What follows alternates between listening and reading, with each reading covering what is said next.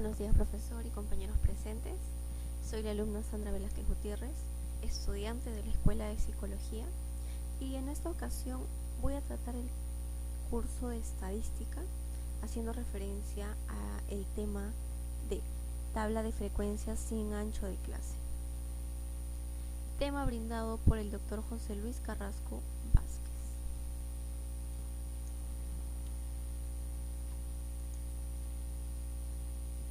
¿Para qué sirve la tabla de frecuencias sin ancho de clase? Pues son muy útiles a la hora de hacer un informe estadístico o una presentación de datos, ya que facilitan en la interpretación de estos mismos.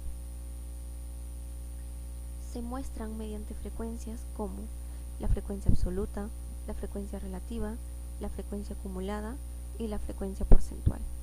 Se utilizan para variables cuantitativas y para variables cualitativas. Ahora tal vez se pregunten, pero ¿cómo puedo yo realizar una tabla de frecuencias y sin ancho de clase? ¿Cuál puede ser el orden adecuado o correspondiente de cada frecuencia? Pues bueno, se muestra y listo.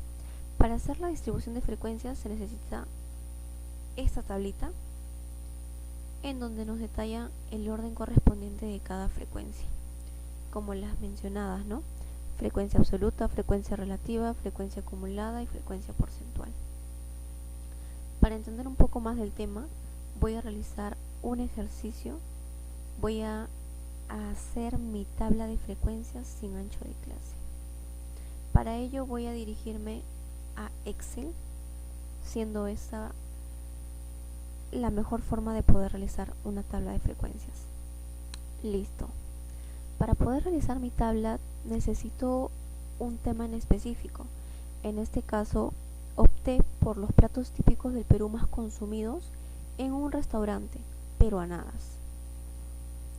Los platos típicos que elegí son el ceviche, la carapulcra con sopa seca, el lomo saltado, la causa rellena, el tacu-tacu, arroz con pollo y el rocoto relleno. En la frecuencia absoluta, lo que vamos a detallar van a ser el número de ventas del día. Es decir, al día se han vendido 54 platos típicos de ceviche.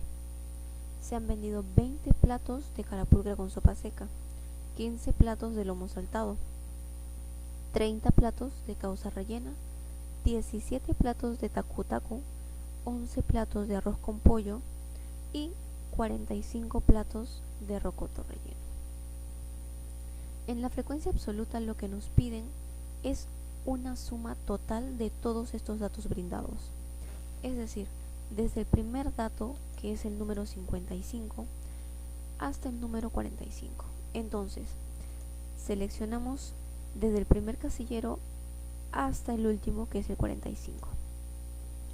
Para que esta acción se nos facilite, nos dirigimos a la opción autosuma. Nos van a brindar muchas opciones, pero lo que nosotros queremos es una suma total. Entonces, al presionar suma, nos va a brindar automáticamente el resultado total, siendo este 192. Y esa es la frecuencia absoluta. Para poder hallar la frecuencia relativa, vamos a hacer el siguiente procedimiento. Vamos a dividir el primer dato de la frecuencia absoluta, en este caso es el 54, entre el dato total de la frecuencia absoluta, que es el 192. Entonces, colocamos igual, abrimos paréntesis, seleccionamos el primer dato de la frecuencia absoluta, dividimos con el resultado total, que es 192. Cerramos paréntesis y presionamos la opción Enter. Y listo. Automáticamente nos arroja un número que es el primer dato de la frecuencia relativa, siendo el 0.2813. Para poder llenar los siguientes casilleros con los datos correspondientes de la frecuencia relativa, simplemente deslizamos este resultado hacia el último casillero y listo. Automáticamente nuestra frecuencia relativa está completa. Para poder desarrollar la frecuencia acumulada, vamos a copiar el primer dato de la frecuencia relativa de tal manera al primer casillero de la frecuencia acumulada. En este caso, es decir, el 0.2813.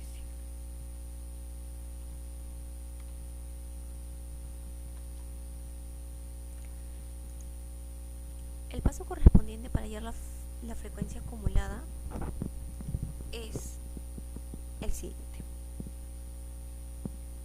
Igual, abrimos paréntesis y presionamos el primer dato de la frecuencia acumulada más el segundo dato de la frecuencia relativa. Cerramos paréntesis y de la misma forma presionamos la opción Enter. Y listo, nos arroja un resultado. Con respecto a esta frecuencia acumulada, cabe recalcar que nos indican que el último casillero, es decir, el último dato que nos tiene que arrojar en la frecuencia acumulada debe de ser 1. Siendo este el resultado, podemos asegurar de que nuestro ejercicio hasta el momento está siendo el correcto. Veamos si nos sale el resultado. Hacemos el mismo procedimiento, seleccionamos el casillero y deslizamos hacia el último. Y listo. Como hice mención, el último resultado de la frecuencia absoluta debe de ser 1. Y esa es la frecuencia acumulada. Ahora, por último, tenemos la frecuencia porcentual.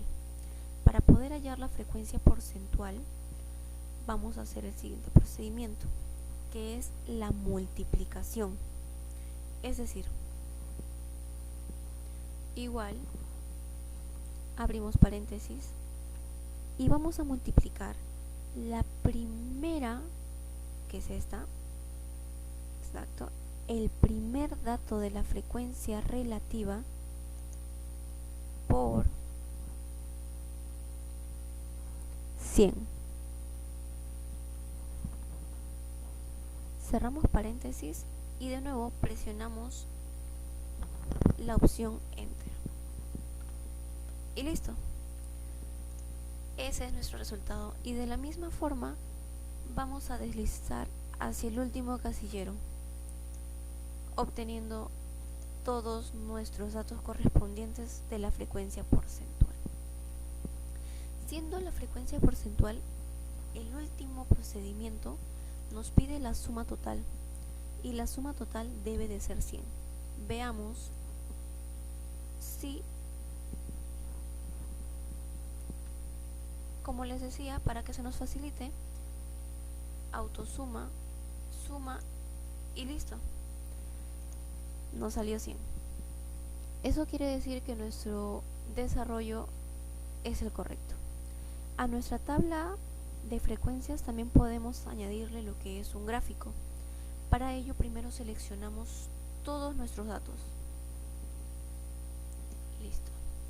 Nos dirigimos hacia la opción Insertar y nos vamos a estas opciones que son los gráficos. Para poder mostrar un gráfico en esta tabla de frecuencias es recomendable usar el gráfico de columnas. Y es mejor aún si es en 3D. Vean, cualquiera de estas.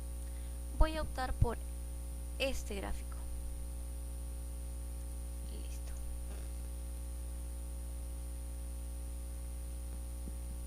Para que mi gráfico tenga más contenido, voy a dirigirme a presentación y voy a poner en etiquetas de datos.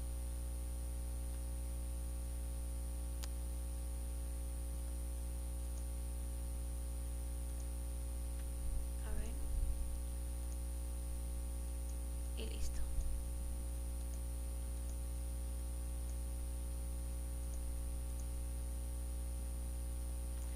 también podemos cambiarle los colores, la decoración,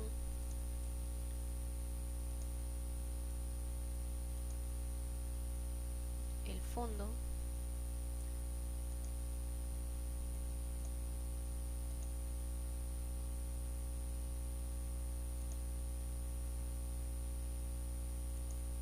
Y listo.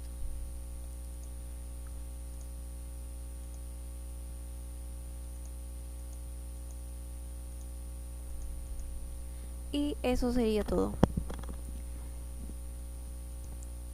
Muchas gracias por su atención y espero hayan comprendido de este tema, que es muy interesante. Gracias.